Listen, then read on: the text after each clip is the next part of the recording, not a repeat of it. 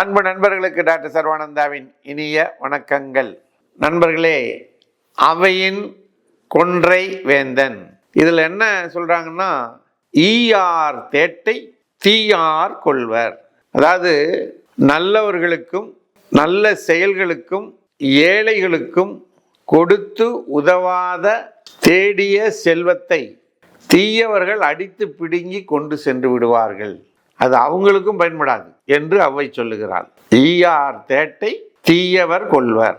ஏழைகளுக்கும் நல்ல செயல்களுக்கும் நல்லவர்களுக்கும் கொடுத்து உதவாத ஒரு பொருளை ஒருவர் தேடி வைத்திருந்தால், சேமித்து வச்சிருந்தா, அதை தீயவர்கள் திருடர்கள் அள்ளிட்டு போயிடுவாங்க என்று சொல்லுகிறார். அதனால் இது மூலம் நாம் தெரிந்து கொள்வது என்னவென்றால், முடிந்த வரைக்கும் நம்மளால் இல்லாதவங்களுக்கு கொடுத்து உதவி அவருடைய மகிழ்ச்சியை பார்த்து நாம் மகிழ வேண்டும். அவ்வளவுதான். நண்பர்களுக்கு வணக்கம். உங்கள் டான்சில் கட்டி பெரிதாக இருந்தால் ஆபரேஷன் வேண்டாம், ஹோமியோபதி மருந்துகள் மூலம் சரி செய்து கொள்ளலாம். தொடர்புக்கு சர்வம் ஹெல்த் கேர் 9176380403.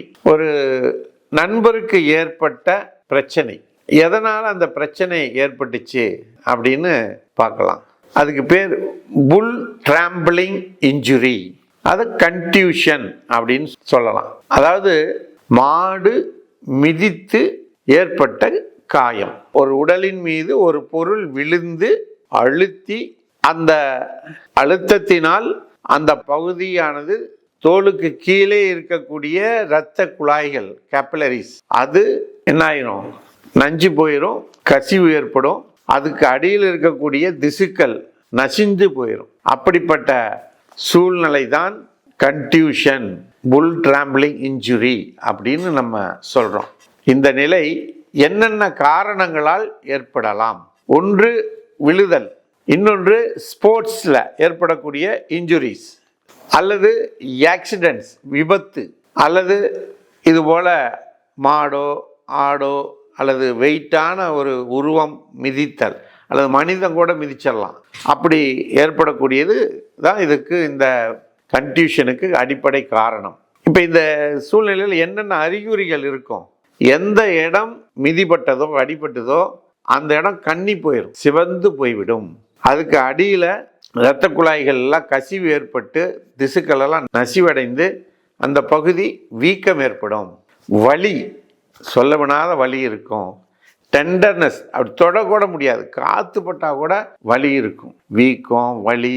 இதனால் காய்ச்சல், மன உளைச்சல் இதெல்லாம் ஏற்படும். சரி, இதுக்கு என்ன சிகிச்சை? இதுக்கு என்ன சிகிச்சைனா, நம்முடைய நண்பருக்கு என்ன ஆச்சுன்னா, இது மாதிரி மாடு மிதித்து இதானதுனால காயமாக இருப்பில்ல, அவங்க நேராக போயிட்டு ஒரு கட்டு கட்டுறவர்கிட்ட போட்டு ஒரு கட்டை கட்டிவிட்டாங்க. கட்டு கட்டினவர் சும்மாவும் கட்டலை, என்ன பண்ணிட்டாரு, நல்லா வச்சு நீவி விட்டு கட்டிட்டார். அது என்ன ஆகினது என்று சொன்னால், ஒரு வார காலத்தில் உள்ளே அது நஞ்சு போய் எல்லாம் கருப்பாக மாறி நெக்ரோசிஸ் ஆரம்பிச்சிருச்சு. அதன் பிறகு அது சீல் பிடிச்சி பெரிய பிரச்சனையாகி ட்ரீட்மெண்ட்லாம் பார்த்து நண்பர் நல்லாயிட்டார். ஸோ எதுக்காக இந்த வீடியோ போடுறோம் அப்படின்னா, இதுபோல் யாருக்கு நடந்தாலும் என்ன செய்யணும் அப்படின்னா, முதல்ல அந்த இடத்த நல்லா வார்ம் வாட்டர் வச்சு, எப்படி ஒரு குழந்தைய தடவி கொடுப்பீங்களோ, அல்லது உங்கள் காதலியை தடவிங்க பாருங்க கன்னத்தை, அது மாதிரி என்ன பண்ணணும், மெதுவாக அந்த இடத்த தடவி கொடுக்கணும். வார்ம் வாட்டரில் தடவி கொடுங்க. முதல்ல எடுத்தோன்னா ஐஸ் கட்டி ஒத்தடம் அது கொடுக்கலாம்.